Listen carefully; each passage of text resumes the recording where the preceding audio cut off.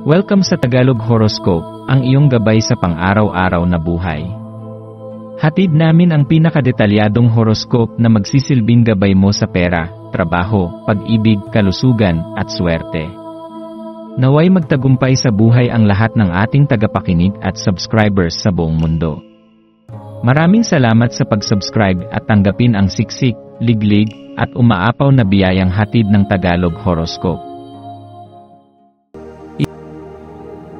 Ito ang iyong pang-araw-araw na horoscope para sa Virgo para sa Pebrero 28, 2025. Sa pagdating ng araw na ito, ang iyong likas na karunungan at matatag na pundasyon bilang isang Virgo ay magiging mahalagang gabay sa iyong paglalakbay. Ang sandaling ito ay isang paanyaya upang pag-isipan ang iyong progreso at kung paano mo nais tahakin ang susunod mong mga hakbang. Minsan, sa abala ng pang-araw-araw na buhay, nakakalimutan nating huminto at pagnilayan kung gaano nakalayo ang ating narating. Ngayon ay isang magandang pagkakataon upang bigyan mo ng oras ang iyong sarili at suriin ang bawat aspeto ng iyong buhay mula sa iyong mga personal na tagumpay hanggang sa mga hamon na iyong nalampasan. Ang iyong likas na pagkahilig sa pagiging maingat at masinop ay nagbibigay sa iyo ng kakayahang suriin ng maayos ang iyong kasalukuyang estado. Ano ang mga nagawa mong nagpapasaya sa iyo? Ano ang mga bagay na gusto mong pagbutihin pa? Sa araw na ito, mahalagang bigyan mo ng halaga ang iyong sariling paglago at tagumpay, gaano man ito kaliit o kalaki. Hindi palaging tungkol sa malalaking pagbabago ang tagumpay, minsan ito ay nasa maliliit na hakbang na ginagawa mo araw-araw upang mapabuti ang iyong sarili at ang iyong buhay. Sa ilalim ng impluwensya ng buwan na nasa Pisces, maaaring maramdaman mong mas emosyonal at sensitibo ka kaysa karaniwan. Ang tubig ng Pisces ay may dalang malalim na damdamin na maaaring magpalutang ng ilang alaala o issue na matagal mo nang hindi nabibigyan ng pansin. Maaaring may mga pangyayari mula sa nakaraan na biglang bumalik sa iyong isipan, o kaya'y mas maging matalas ang iyong pakiramdam sa mga emosyon ng iba. Kung may mga sitwasyon o alaala na tila nagpapabigat sa iyong puso, huwag mong takasan ang mga ito. Sa halip, pag-isipan mo kung ano ang kanilang itinuturo sa iyo. Minsan, ang pagiging Virgo ay nangangahulugan ng pagiging kritikal hindi lamang sa iba kundi pati sa iyong sarili. Madalas mong hinahanap ang perpeksyon sa lahat ng aspeto ng buhay, kaya't maaaring mahirapan kang tanggapin ang mga pagkakamali o kakulangan.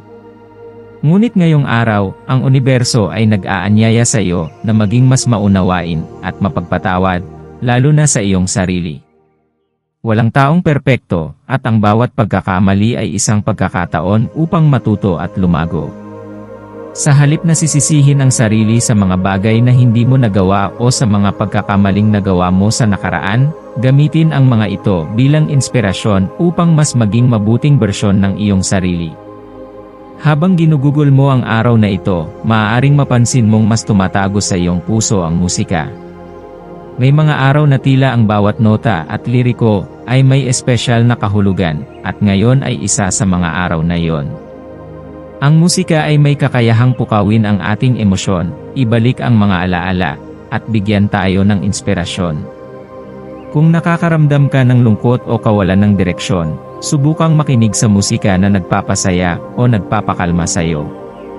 Hayaang dumaloy ang bawat tunog sa iyong kaluluwa, sapagkat ito ay may dalang enerhiyang maaaring magbigay liwanag sa iyong isipan at puso.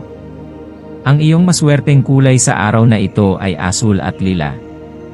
Ang asul ay sumisimbolo ng kapayapaan, kalinawan, at katatagan. Ito ay isang paalala na sa kabila ng anumang pag-aalinlangan o emosyonal na pagkalito, palagi kang may kakayahang bumalik sa isang estado ng katahimikan at kapanatagan. Ang lila naman ay isang kulay ng espiritualidad at mas mataas na kamalayan. Maaari mong gamitin ang kulay na ito upang mapalalim ang iyong koneksyon sa iyong intuisyon at mas maunawaan ang mas malalim na kahulugan ng mga bagay sa iyong buhay. Ang iyong maswerteng numero ay 5, 9, at 22.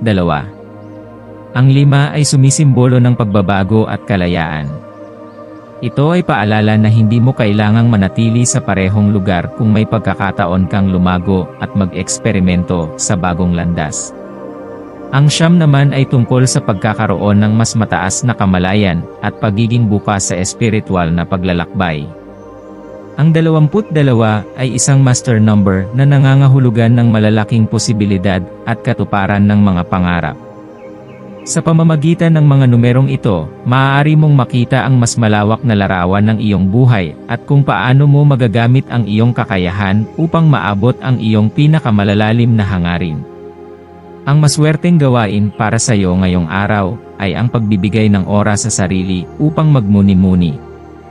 Kung maaari, humanap ng tahimik na lugar kung saan maaari mong i-clear ang iyong isipan at pakinggan ang iyong puso. Ang pagsusulat ng journal ay isa ring mabisang paraan upang mailabas mo ang iyong damdamin at maunawaan ang iyong mga iniisip ng mas malinaw.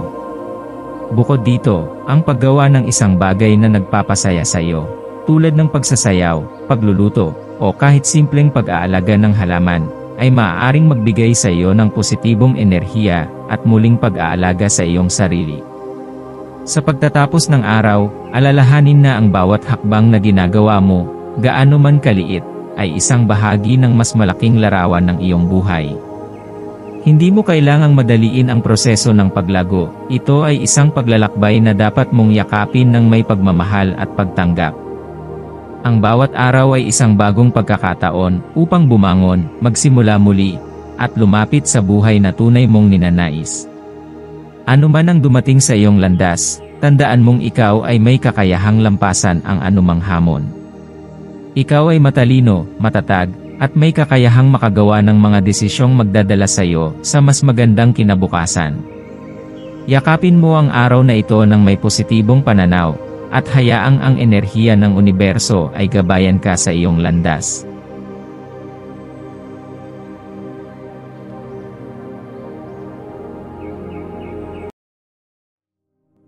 Tayo ay magkaroon ng kaunting sandali upang ipagdasal ang lahat ng mga dalangin ng ating mga subscribers, na sana'y matamo nila ang kanilang mga pinapangarap sa buhay, magandang trabaho, mabuting kalusugan, payapa at masayang pamumuhay, at siksik, liglig at umaapaw na biyaya at kayamanan. Ipinagdarasal namin ng mataimtim ang lahat ng mga komento sa nakaraang video, at hinihiling namin, Panginoon, na pagpalain mo ang ating mga subscribers ng masayang buhay sa mundong ibabaw. Maraming salamat po. Maraming salamat sa panonood ng iyong horoscope ngayon araw. Naway gabayan ka ng mga bituin sa iyong landas. Huwag kalimutang mag-like, share, at subscribe para sa iba pang cosmic na kaalaman. Hanggang sa muli, manatiling konektado sa universo